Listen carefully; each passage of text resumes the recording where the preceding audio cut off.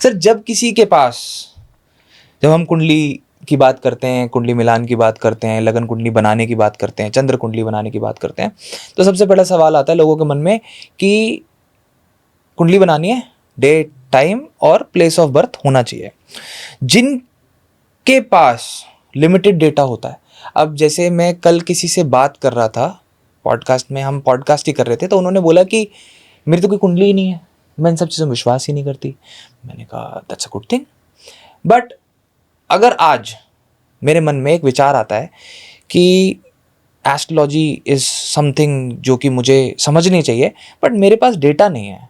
ठीक है, मेरे पास पॉसिबली मेरी डेट ऑफ बर्थ है कि इस दिन फलाने दिन में पैदा हुआ था, प्लेस ऑफ बर्थ भी पता है, मेरे को टाइम नहीं है, या मेरे को टाइम ऑफ बर्थ पता है, डेट ऑफ बर्थ एग्जैक्ट नहीं पता।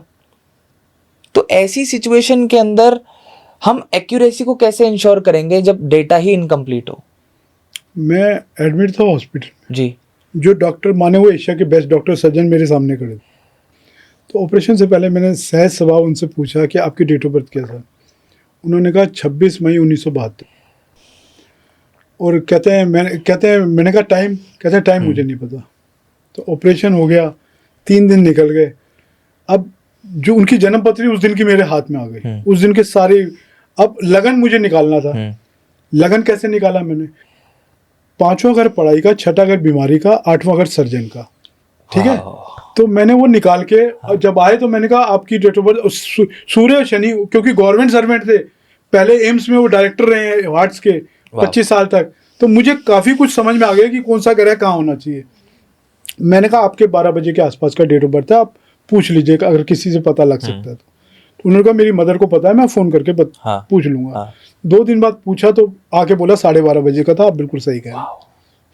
वाह, तो ये भी आइडेंटिफाई किया जा सकता है। आप क्या कर रहे हो? जैसे आप पॉडकास्ट की दुनिया में, मैंने अभी आपको प्रिडिक्ट किया था ना आने से पहले कि आपका 3rd हाउस जागृत है, आपकी राहु की दशा चल रही है। राहु किसके नक्षत्र में बैठा हुआ? 3rd लॉर्ड के। तो कहने का मतलब है कि करेगा इंसान वही जो उसकी भाग्य और उसकी कुंडली में लिखा है।